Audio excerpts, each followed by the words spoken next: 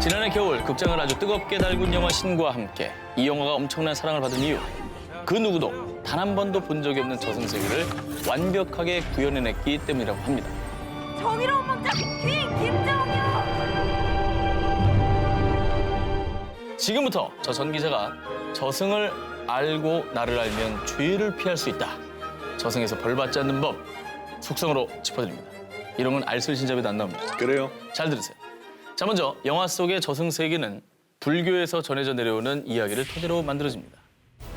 죽은 지 7일째 첫 번째 심판관인 도산지옥을 다스리는 진광대왕, 14일째는 확탕지옥의 초강대왕, 21일째는 한빙지옥의 송지대왕, 28일째는 범수지옥을 다스리는 오간대왕을 만나게 됩니다.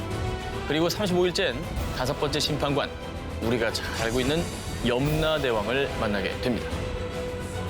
여기서 정말 주목하셔야 할 건요. 염라대왕은 진짜 우리가 살면서 너무나도 쉽게 행하는 죄를 심판한다고 합니다.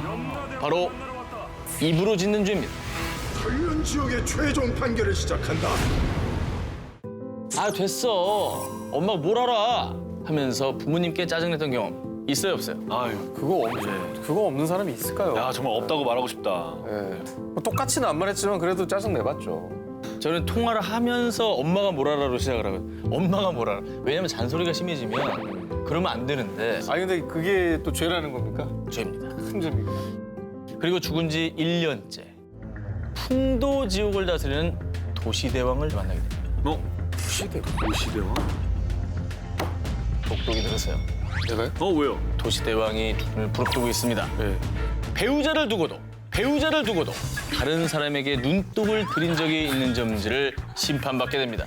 아유, 우리는 여기 해당이 안 돼요. 도시대왕조차도 우리를 짠하게 봐요. 저희는 가면 도시대왕이 야 니네 둘은 패스 이러나요? 패스. 아유, 누구라도 좀 만나라. 무슨 소리야 나도 같이 패스야. 허허. 그래. 무엄하도다.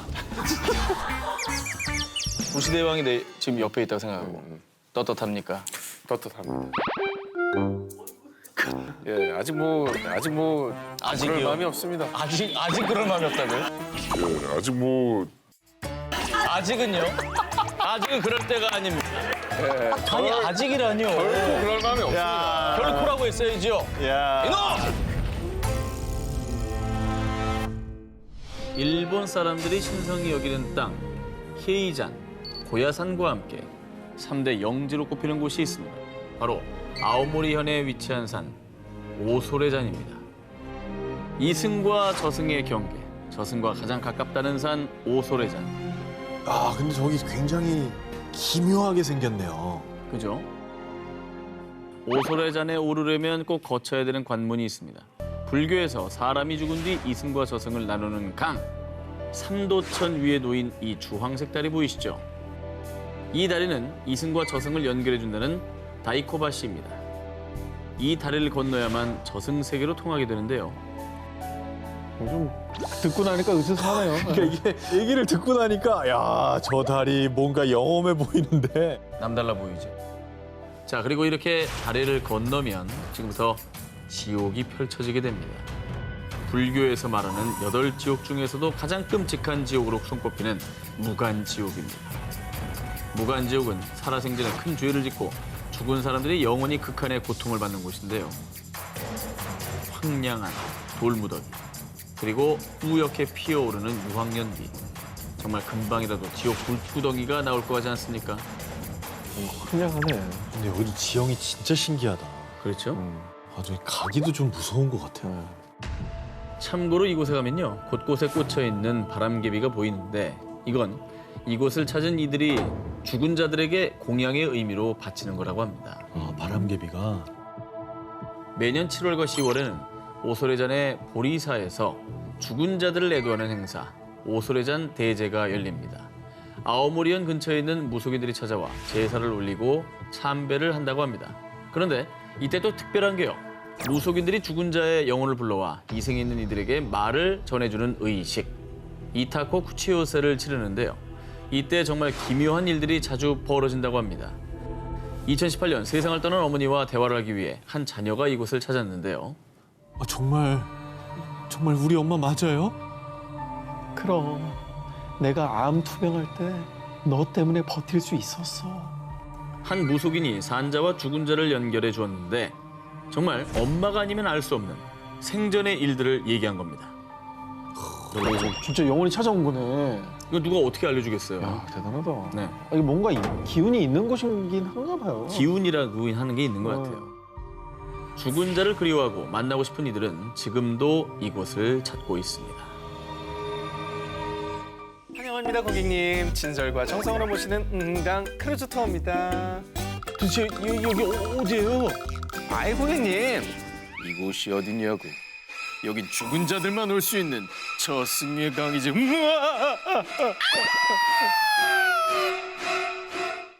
자, 일명 저승행 필수 코스로 불리는 이곳. 바로 산자와 죽은 자의 세계를 가르는 저승의 강입니다.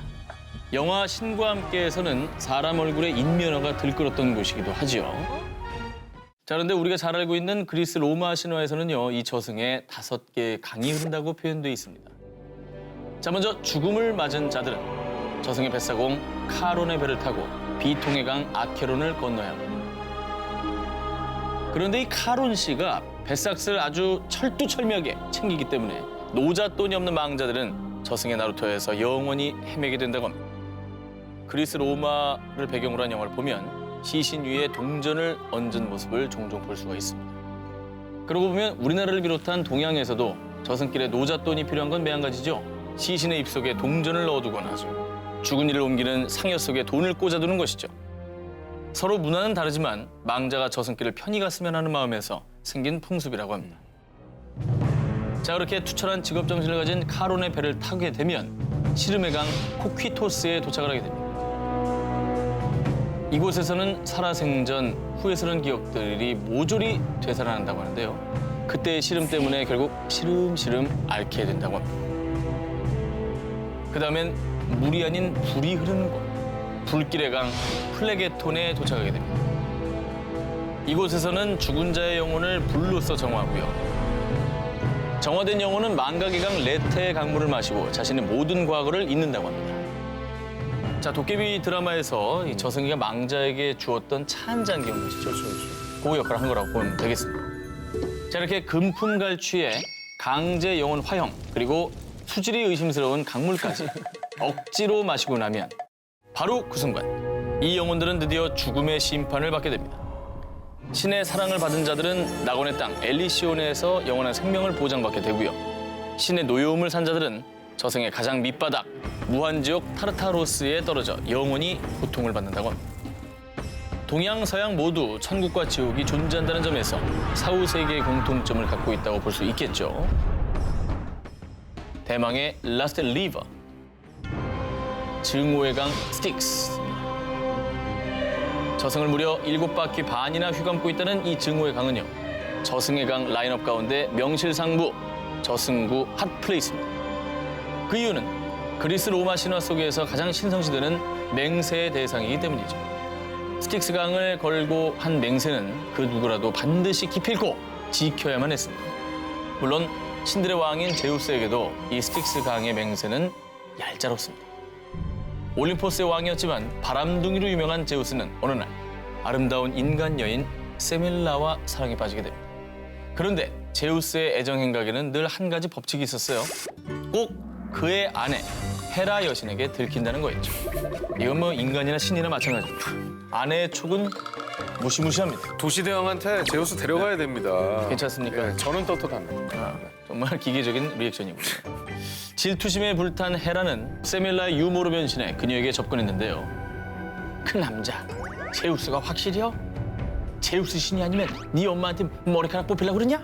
하고 제우스의 정체를 의심하게 만듭니다. 결국 인간으로 변신한 제우스에게 그녀는 한 가지 부탁을 하는데요. 제우스, 당신이 날 사랑한다면 그 어떤 소원도 들어줄 수 있나요? 당신이 원한다면 그 어떤 것도 들어주지. 스틱스 강에 맹세하겠소. 제우스, 당신의 본 모습을 보여주세요. 스틱스 강의 맹세를 깰 수 없었던 그는 그녀 앞에 자신의 본 모습을 드러내고 마는데요. 아시다시피 제우스는 천둥과 번개의 신. 그의 본 모습을 본 세밀라는 그 자리에서 새카만 재가 돼버리고 맙니다. 이처럼 제우스마저 깰 수 없었던 스틱스 강의 맹세. 여러분은 누구와 어떤 맹세를 하고 싶으십니까? 1960년대부터 사후세계를 연구하며 Near Death Experience, 일명 임사체험이라는 단어를 처음 사용한 임사체험 분야의 최고 권위자, 미국의 심리학자 레이먼드 무디. 이 무디가 1975년 발표한 책 3 이후의 삶은요.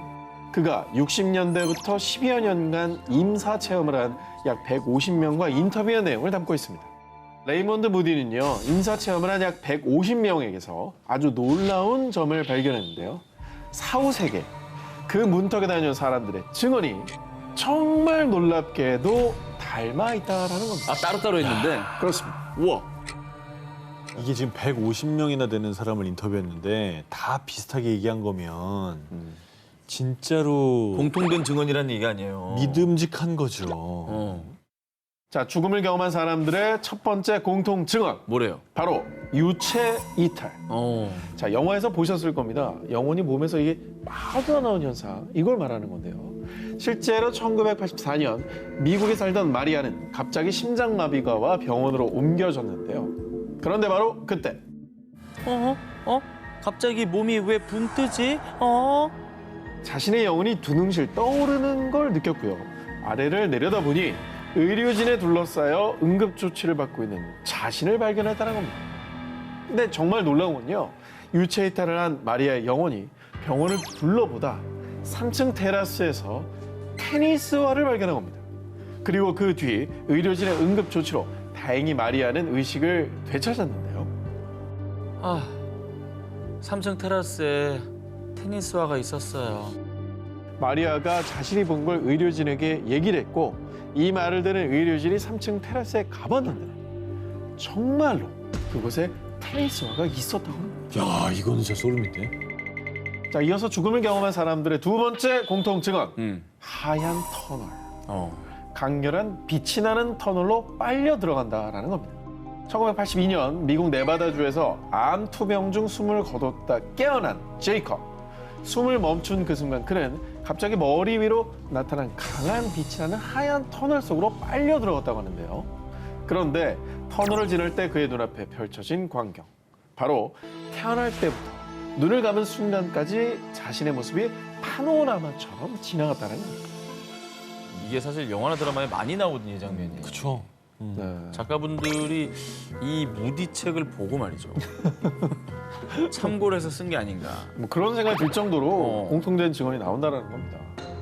죽음을 경험한 사람들의 세 번째 공통 증언, 반가운 누군가를 만난다는 것. 하얀 터널을 지난 뒤에 먼저 세상을 떠난 가족 또는 친구들이 자신을 반갑게 맞아주기도 하고요. 진짜? 혹은 하느님, 부처님 등 신을 만나기도 한다는 겁니다. 어머머. 정말 얘기를 듣고 있으면 되게 안 믿기는 얘기들이에요. 사실 얘기 자체만으로는. 근데 말하는 사람들이 붙이는 그 뭐 상황이나 이런 걸 들으면은 좀 그럴듯한 것 같기도 하고. 아니, 개별 증언들을 모아놓은 책이니까 전혀 그게 뭐 말을 맞추거나 이러진 않았을 거 아니에요. 그쵸. 다 이제 공통적으로 나타나는 형상들. 다 개별적으로 만난 한 150명의 사람들의 얘기입니다.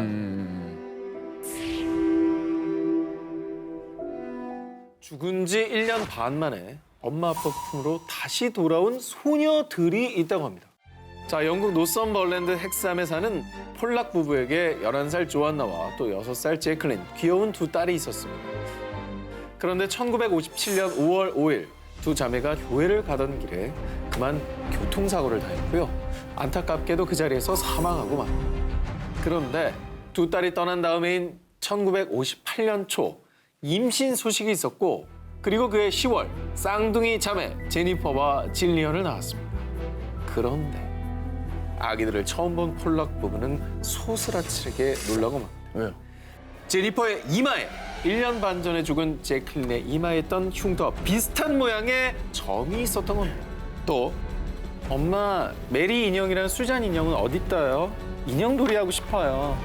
자, 이렇게 죽은 두 자매가 가지고 놀던 장난감 인형의 이름까지 부르면서 달라고 보챘던 겁니다. 어우, 소름 끼치죠? 네, 특히나 저 이름은, 인형 이름은 죽은 딸이 붙여줬던 그 이름이었던 거예요. 이거 소름인데. 게다가 4살이 되던 해에 죽은 두 자매가 살았던 헥삼거리를 지나게 된 쌍둥이는요. 학교에 다닌 적도 없었는데 저기 우리가 다녔던 학교는 저기예요. 하면서 죽은 두 자매가 다녔던 학교를 자신들이 다녔다고 얘기를 했고요. 와, 그럼 진짜 뭐 이거 환생이에요? 그것도 같은 부모한테? 그렇죠. 똑같이 자매로? 와, 이건 너무 놀랍다. 모르던 기억까지 그냥 해버리니까. 정말 조안나와 제클린이 다시 엄마의 품으로 돌아온 걸까요? 자, 지금까지 누구나 알지만 아무도 본 적이 없는 세계. 하지만 그래서 더 궁금한 죽음과 사후 세계에 대한 특종을 발표했습니다. 1916년 중국 산시성 페이커우 마을에 한 소녀가 태어났습니다. 이름은 원키. 엄마, 전 전생에 시안성에 살던 상인이었어요. 그리고 두 번째 생은 허난성에서 여자애로 환생했어요. 처음에는 그녀의 황당한 얘기를 그저 웃어넘겼다는 가족들. 시간이 지나 평범하게 결혼도 하고 자식도 낳고 가정을 꾸렸던 원키. 하지만 그녀의 전생 이야기는 멈추지 않았습니다.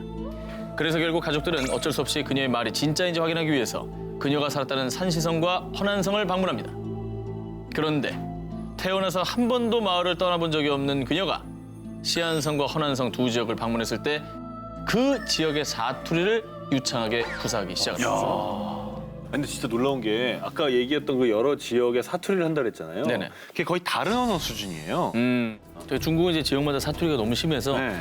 그 TV에 다 자막이 달릴 정도로 그럼요. 이해를 못 못 알아들어요. 하니까. 그렇지, 그죠? 근데 한 번도 안 가봤던 데 가서 그 지역의 사투리를 썼다는 거. 진짜 놀라운 일이에요. 대단하죠? 또 자신의 두 번째 생이라고 주장한 허난성의 한 부유한 집에서 예원고라는 이름을 가진 딸로 태어난 기억까지 떠올리는데요. 남장을 하고 판우빙이라는 이름으로 장원급제까지 했다는 얘기까지. 가족들은 그녀의 너무나도 생생한 증언에 놀라움을 금치 못했는데요. 그런데 더 놀라운 건 이승의 기억뿐 아니라 염라대왕 앞에서 심판을 받은 일까지 술술 얘기를 하기 시작을 한 겁니다. 죄목은 남장을 하고 대리시험을 치른 죄. 이 일로 염라대왕의 헛된 질책을 받은 그녀는 다시 태어나면 페이커우 마을에 관세음 사원 짓는 일로 죄를 덜어야 한다고 했다고 합니다. 자, 여기서 또다시 놀라운 일. 경악을 금치 못할 일은 할머니는 결혼 후 88세가 되도록 사원 짓는 일에 참여하고 있었다는 사실입니다. 정말 믿기지 않는 이 소리는 홍콩의 유력 일간지 대기원 15에 실리면서 큰 화제가 됐고요. 무려 200년 전의 전생을 기억하고 심지어 사후 세계에 있었던 기억까지. 과연 할머니의 말은 진실일까요? 2002년 홍콩. 평범한 주부였던 아니타는 갑작스레 림프종 진단을 받은 뒤 힘겨운 투병 생활을 이어갔습니다. 하지만 병은 나아질 기미를 보이지 않았죠. 그렇게 4년의 시간이 지났을 무렵. 시간이 얼마 남지 않은 것 같습니다. 길어야 3개월. 마음의 준비를 하세요. 2006년 2월의 어느 아침 나날이 쇠약해져 가던 아니타는 급기야 혼수 상태에 빠졌고요. 점점 죽음이 아니타를 덮쳐오고 있었는데요. 그런데 혼수 상태에 빠져 사경을 헤매던 아니타는 갑자기 몸이 가벼워지면서 모든 아픔과 고통이 사라지더니요. 아니, 이게 어떻게 된 거지? 나는 저기 있는데? 급기야 몸과 영혼이 분리되는 유체 이탈을 경험한 겁니다. 그러더니 놀랍게도 아니타의 눈에 의료진들이 응급처치를 위해 분주히 움직이는 모습이 선명하게 보였습니다. 그런데 그때 아니타의 눈에 들어온 한 남자. 그는 바로 10년 전에 돌아가신 아니타의 아버지였습니다. 아버지, 여기 계셨던 거군요. 사랑하는 나의 딸 아니타. 나는 늘 이곳에서 가족들을 지켜보고 있었단다. 오랜 투병 생활에 지칠 대로 지쳤던 아니타는 아버지를 만나자 형용할 수 없는 안도감이 밀려오며 따뜻함과 평안함을 느꼈는데요. 그런데 그때 어디선가 의사가 사망 선고를 내리는 음성이 들려왔습니다. 사망하셨습니다. 아니타, 너는 아직 이곳에 올 때가 아니야. 하지만 여기 남을지 네 몸으로 다시 돌아갈지는 네가 선택할 몫이란다. 아버지의 말을 들은 아니타는 왠지 다시 깨어나면 더 이상 암으로 인해 고통받지 않을 거라는 묘한 확신이 들었다고 합니다. 그런데 그 생각이 끝나자마자 곧바로 눈이 떠진 아니타. 진짜? 아니, 사망 선고 들었다 했잖아. 그렇죠. 자, 그런데 정말 놀라운 것은 지금부터입니다. 뭐요? 아까 아니타가 암이 사라질 것 같은 확신이 들었다고 했죠. 에? 실제로요. 그 기적 같은 일이 일어났습니다. 아니타의 온몸을 뒤덮고 있던 종양들이 단 4일 만에 무려 70%나 사라진 겁니다. 게다가 5주 정도가 지나자 아니타의 몸에서 아예 암세포가 흔적도 없이 사라졌다고 합니다. 아니 암 때문에 거의 혼수 상태까지 가고 사망 선고 받으신 분이잖아요. 그렇죠. 이거 뭐 말기를 지나서 아예 그냥 끝난 겁니다, 이게 사실은. 어떻게 가능한 일일까? 예. 이게 야, 너무- 이건 의학적으로 볼 때는 정말 말도 안 되는 얘기인데. 야 진짜 이게 아버지가 뭔가 마지막으로 딸에게 선물 주신 건가? 음. 이거 진짜 기적이네.